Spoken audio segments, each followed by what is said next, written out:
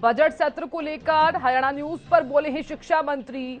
Budget सत्र को लेकर सरकार की पूरी तैयारी है, विपक्ष के सभी सवालों का जवाब देंगे। कमलपाल गुर्जर ने कहा, बेरोजगारी के मुद्दे पर शिक्षा मंत्री कमलपाल गुर्जर का यह बयान सामने आया है। उन्होंने कहा कि हमारी सरकार में नहीं बढ़ी बेरोजगारी। शिक्षा मंत्री ने विपक्ष पर भी निशाना साधा है। दुष्यंत चौटाला गीता भुक्कल विवाद पर भी प्रतिक्रिया दी है। तो बजट सत्र को लेकर हरियाणा न्यूज पर बोले हैं शिक्षा मंत्री। बजट सत्र को लेकर सरकार की पूरी तैयारी है, शिक्षा मंत्री ने कहा। तो विपक्ष के सभी सवालों का जवाब देंगे। बेरोजगारी के मुद्दे पर बोले हैं शिक्षा मंत्री। 20 तारीख से विधानसभा का बजट शुरू हो रहा है और उसको लेकर कहीं ना कहीं कांग्रेस भी अपनी रणनीति बनाती हुई नजर आ रही है। आज कांग्रेस विधायक दल की बैठक है। सरकार को घेरने का, सत्ता पक्ष को घेरने का रणनीति जो है इस बैठक में बनाई जाएगी। उसी पर चर्चा करने के लिए मेरे साथ शिक्षा एवं संसदीय कार्य मंत्री कमलपाल गुर्जर साहब मौजूद हैं। सर, सबसे पहले तो बजट सत्र शुरू हो रहा है, कांग्रेस भी अपने विधायक दल की बैठक को लेकर आज तमाम नेता उसमें पहुंचेंगे, रणनीति बनाई जाएगी।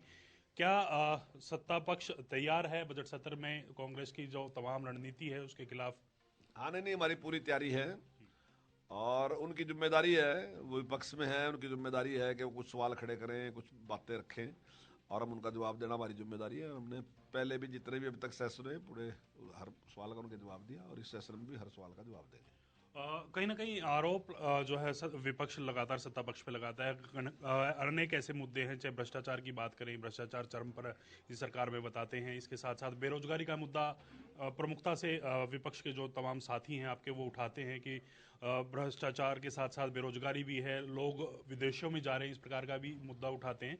तो आपको लगता है सर बेरोजगारी जो है वो चरम पर है या फिर जिस प्रकार से भर्तियां होनी चाहिए थी वो भर्तियां नहीं हो पाई? देखिए, ना तो बेरोजगारी चरम पे है, बेरोजगारी है ये मैं मानता हूँ, लेकिन वो उतनी है जितनी सारे देश में है, जितनी दुनिया में है उतनी यहाँ भी है बेरोजगारी। ठीक है, ऐसा कभी मैं शायद मुश्किल है कि कभी बेरोजगारी बिल्कुल रहे ना, तो थोड़े बहुत लोग बेरोजगार हैं ये मैं मानता हूँ। लेकिन जिस प्रकार का प्रयास वर्तमान सरकार ने किया, जहाँ भर्तियों की बात करते हैं, जहाँ उनके टाइम में 80,000 भर्तियाँ हुई, तो वहीं वर्तमान सरकार ने 1,10,000 से ज्यादा, अब तो 1,10,000 भी नहीं, अब तो 10,000 और भी आएगी, 1,20,000 तो भर्ती कर दी और अभी 60,000 के बारे में माननीय मुख्यमंत्री जी ने कहा कि हम भर्ती करेंगे।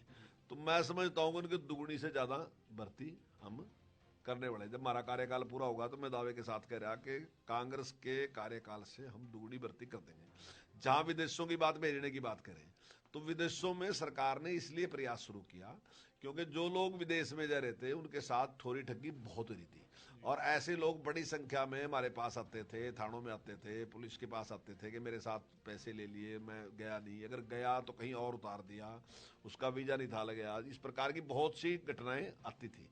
तो हमने कहा कि अब सरकार भी इस प्रकार का, अब जो बच्चे जाना उन्हें जाना ही जाना, तो लेकिन उसमें सरकार उनका सहयोग कर दे और उसके पास उनका एक विश्वास भी रहेगा कि सरकार जो भी काम करेगी वो साफ साफ ठीक ठीक करेगी। जहां अगर वो उस देश में भेजने की बात करेगी उसी देश में भेजेगी उसको। तो मैं समझता हूँ अगर सरकार ये काम करती है तो इसमें कोई दिक्कत नहीं है। अब ये तो उनके भले के लिए है, उनके अच्छे के लिए कर रही सरकार, कोई बुरे के लिए सरकार नहीं कर रही। एक इजराइल को लेकर कहीं ना कहीं सवाल ज्यादा उठाया जाता है कि वॉर जोन है, वॉर जोन में तमाम युवाओं को भेजने का प्रयास सरकार क्यों कर रही है? अगर भेज भी रही है तो क्या गारंटी सरकार उनकी ले रही है, उनकी सुरक्षा की कोई गारंटी, उनके वहां रहने खाने पीने की कोई गारंटी सरकार इस प्रकार की ले रही है? नहीं, हमारा कोई प्रयास नहीं है, ना हम इजराइल में भेज रहे ना यूक्रेन में भेज रहे।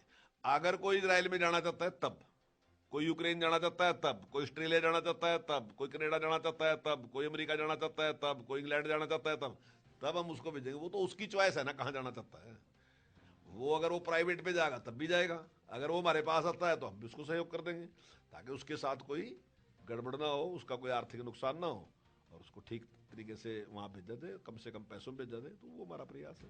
एक आम आदमी पार्टी हल्फनामे का जिक्र कर रही है इन दिनों, कहीं ना कहीं वो कह रहे हैं कि 8200 कुछ कमरों की जो है हरियाणा के स्कूलों में कमी है और इसके साथ साथ स्टाफ की भी कमी है, टीचर्स की कमी है। वो तमाम जो है अपनी जो भी प्रेस कॉन्फ्रेंसेस के माध्यम से तमाम लोगों को बताते हुए नजर आते हैं। ऐसा कोई हल्फनामा सरकार की तरफ से कोर्ट में दायर किया है सर? देखिए, जहां तक स्टाफ की बात है, मैंने पहले भी बात को स्वीकार किया कि वाकई हमारे पास स्टाफ कम है, लेकिन हम भर्ती करने लग रहे और जो नया शोषण होगा उसमें 20,000 टीचर मिलेंगे नहीं बच्चों को। और मैं समझता हूँ 20,000 टीचर भर्ती करने के बाद शायद ही हमारे पास कोई कमी रहेगी। अगर कमी रहेगी तो हम उसके आगे भर्ती करेंगे। जहां तक वो 8200 कमरों की बात करते हैं, एक ये एक प्रोसेस है, लगातार चलने वाला प्रोसेस है। ऐसा कभी नहीं हो सकता कि सारे कमरे पूरे होंगे। हम 14,000 स्कूल चलाते हैं, अगर 10 कमरे भी एक स्कूल में लगाओ आप, तो कितने कमरे बैठते हैं? तो ऐसा तो नहीं है कि ये कमरे टूटेंगे नहीं। कुछ कमरे आज बनने लग रहे, कुछ कल बनने लग रहे, कुछ पहले 10 साल पहले बने, कोई 20 साल पहले बने। उनमें कुछ स्कूल कंडम भी होते जाएंगे, उनकी बिल्डिंग टूटती भी जाएगी। तो ये लगातार चलने वाला प्रोसेस है। अगर इतनी बड़ी संख्या में कमरे होंगे तो उनमें भी 80-100 कमरे, कितने कमरे होते हैं? इतनी बड़ी संख्या में अगर कमरे हैं तो उनमें भी 80-100 कमरे कितने हैं? तो ये लगातार चलने वाला प्रोसेस है। लगातार कमरे बढ़ते रहते हैं, टूटते भी रहते हैं, बढ़ते भी रहते हैं।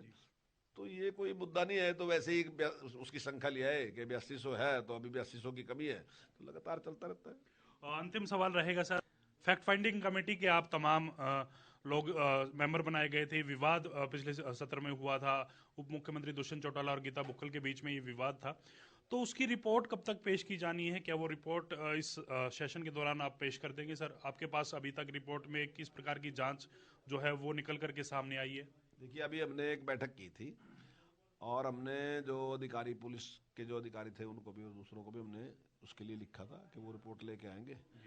तो मैं समझता हूँ अभी तक पुलिस की रिपोर्ट तैयार नहीं थी, इसलिए अब की बार हमने इस बुधवार की मीटिंग रखनी थी, तो इस बुधवार की नहीं रखी और अगले बुधवार या मंगलवार की मीटिंग, मंगलवार या बुधवार में मीटिंग रखेंगे। तो जैसे ही वो रिपोर्ट उनके पास से आएगी तो उसके बाद उसका निर्णय करेंगे। शुक्रिया सर बातचीत करने के लिए। ये थे शिक्षा मंत्री कंवरपाल गुर्जर साहब, जिन्होंने तमाम मुद्दों पर हरियाणा न्यूज से खास बातचीत की है। कैमरामैन राजेश के साथ मैं रवि कालीरमन, हरियाणा न्यूज, चंडीगढ़।